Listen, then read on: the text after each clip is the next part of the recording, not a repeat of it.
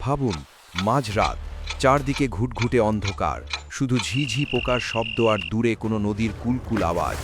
আপনি ভাবছেন সব শান্ত, সব ঠিক আছে, কিন্তু ঠিক সেই মুহূর্তে কাঁটা তারের ওপারে হাজার হাজার চোখ অপেক্ষা করছে একটা ছোট্ট সুযোগের। এটা কোনো অ্যাকশন মুভির সিন নয়, এটা আমাদের ভারত-বাংলাদেশ সীমান্তের রোজকার হাড় হিম করা বাস্তব।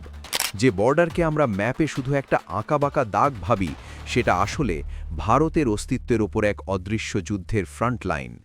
গোয়েন্দা রিপোর্ট বলছে এটা আর সাধারণ বর্ডার নেই, এটা হয়ে উঠেছে এক জীবন্ত টাইম বোম, যেখানে নদীর জলের তলা দিয়ে, ঘন জঙ্গলের আড়াল দিয়ে, এমনকি মাটির নিচে সুড়ঙ্গ বানিয়ে এমন কিছু জিনিস ভারতে প্রবেশ করানো হচ্ছে যা আগামী 10 বছরে আপনার শহরের, আপনার পাড়ার শান্তি চিরতরে কেড়ে নিতে পারে। আমরা সেই পর্দার আড়ালের সত্যটাকেই টেনে বের করব, যা নিউজ চ্যানেলগুলো আপনাকে সোজাসুজি বলতে ভয় পায়।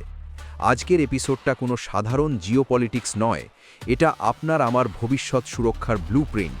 কারণ বর্ডারে যখন একটা ইট খসে পড়ে, তার কম্পন কিন্তু দিল্লিতেও অনুভূত হয়।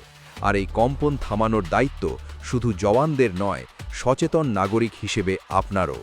আপনি যদি ভারতীয় হিসেবে গর্ববোধ করেন, যদি মনে করেন নতুন ভারত কাউকে ছেড়ে কথা বলে না, তাহলে ভিডিওটা এক্ষুনি লাইক করুন আর কমেন্টে লিখুন জয় ভারত। কারণ আসল খেলা তো এবার শুরু হবে। একটা কথা বলি, 2026-এ শুধু কাজ করলে হবে না, চালাকি করেই জেতা লাগবে। সেই স্মার্ট চালাকি বা কৌশলটা জানতে চাইলে একবার দেখে নিন আমাদের চ্যানেল বেঙ্গল মানি মেন্টর। ফার্স্ট কমেন্টে লিঙ্ক আছে, একবার দেখুন, ইনকামের ছবিটাই পাল্টে যাবে। আবেগ সরিয়ে এবার একটু লজিক দিয়ে ভাবুন। ফ্যাক্টসগুলো জানলে আপনি চমকে যাবেন। ভারত ও বাংলাদেশের সীমান্ত হল 4096 কিলোমিটার, বিশ্বের অন্যতম দীর্ঘ এবং জটিল বর্ডার।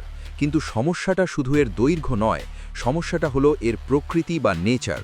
পশ্চিমবঙ্গ, আসাম, মেঘালয়, ত্রিপুরা আর মিজোরাম, এই রাজ্যগুলোর বুক চিরে চলে গেছে এই সীমানা। কিন্তু জানেন সবচেয়ে বড় চ্যালেঞ্জটা কোথায়? এই বর্ডার কোনো সোজা লাইন নয়, কোথাও উত্তাল নদী, কোথাও দুর্গম জঙ্গল, আবার কোথাও তো পরিস্থিতি এমন যে কারুর রান্নাঘর ভারতে আর শোয়ার ঘর বাংলাদেশে। ভাবা যায়? আর ঠিক এই জিওগ্রাফিক্যাল গ্যাপ বা ভৌগোলিক জটিলতাটাই শত্রুর সবচেয়ে বড় হাতিয়ার। এখন আর একে নিচ্ছক অনুপ্রবেশ বা পেটের দায়ে বর্ডার পার হওয়া বলাটা ভুল হবে। এটা এখন একটা ওয়েল অয়েলড মেশিনারি, একটা সংগঠিত কর্পোরেট ইন্ডাস্ট্রির মতো, যেখানে সাপ্লাই চেইন ম্যানেজমেন্টের মতো করে মানুষ আর মালপত্র পাচার হয়। এখানে দালাল আছে, লোকাল এজেন্ট আছে, আছে জাল নথি তৈরির এক বিশাল সিন্ডিকেট। এরা কোনো বিচ্ছিন্ন ঘটনা নয়, এরা একটা চেনের অংশ।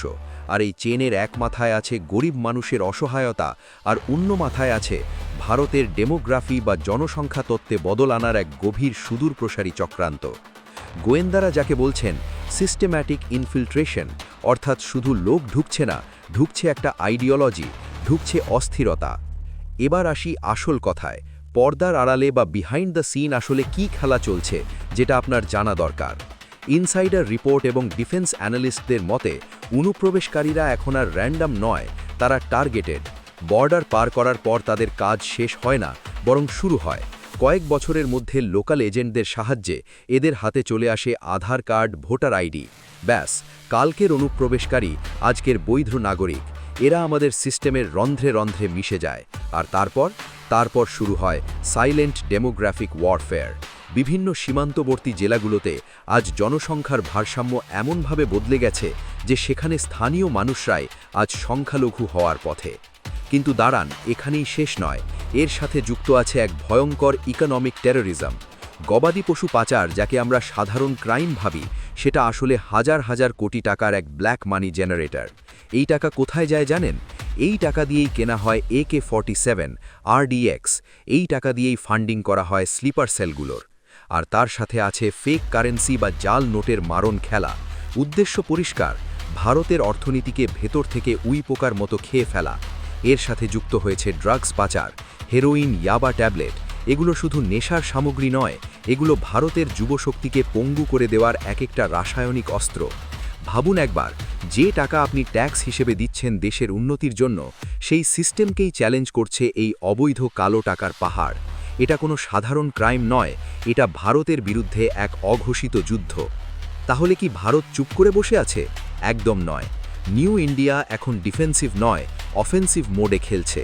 বিএসএফ এখন আগের থেকে অনেক বেশি হাইটেক, স্মার্ট ফেন্সিং, লেজার ওয়াল আর স্যাটেলাইট মনিটরিংয়ের মাধ্যমে বর্ডারের প্রতি ইঞ্চিতে নজর রাখা হচ্ছে। যেখানে মানুষের চোখ পৌঁছতে পারে না, সেখানে এখন পৌঁছে যাচ্ছে ভারতের ড্রোন। কিন্তু বন্ধুরা, মনে রাখবেন, টেকনোলজি দিয়ে সব যুদ্ধ জেতা যায় না, কারণ শত্রু শুধু বাইরে নেই, শত্রু মিশে আছে আমাদের সিস্টেমের ভেতরেও। দুর্নীতিগ্রস্ত কিছু অফিসার আর লোকাল পলিটিক্সের নোংরা খেলা এই সুরক্ষার দেওয়ালে ফাটল ধরাচ্ছে। আগামী দিনগুলোতে এই চ্যালেঞ্জ আরও বাড়বে। 2026 এবং তার পরবর্তী সময়টা ভারতের অভ্যন্তরীণ সুরক্ষার জন্য লিটমাস টেস্ট হতে চলেছে। রাষ্ট্র তার কাজ করছে, কিন্তু নাগরিক হিসেবে আমাদের চোখ কান খোলা রাখাটা এখন আবশ্যিক। আপনার পাশের বাড়িতে কে থাকছে, আপনার এলাকায় নতুন কারা আসছে, এই সজাগ দৃষ্টিটাই আমাদের দেশের সবচেয়ে বড় সিসিটিভি ক্যামেরা। পিকচার তো অভি বাকি হ্যাঁ বন্ধু। ভবিষ্যতের এশিয়ায় ভারত মাথা উঁচু করে দাঁড়াবেই, আর এই সাইলেন্ট ইনভেশন বা নীরব আগ্রাসনকে আমরা রুখবই, এটাই হোক আজকের শপথ। ভিডিওটা ইনফরমেটিভ লাগলে শেয়ার করে সবাইকে জানিয়ে দিন। দেখা হচ্ছে পরের ভিডিওতে, ততক্ষণ পর্যন্ত সতর্ক থাকুন, সুরক্ষিত থাকুন। জয় হিন্দ।